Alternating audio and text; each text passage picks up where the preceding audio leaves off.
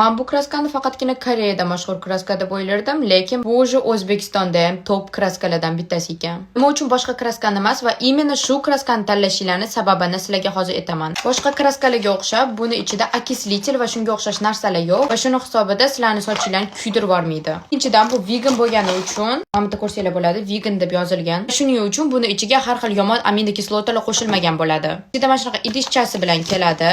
Bu, как бы tushuntirilishi, qanaqa qilishligi, suradigan shotkachasi va 3 ta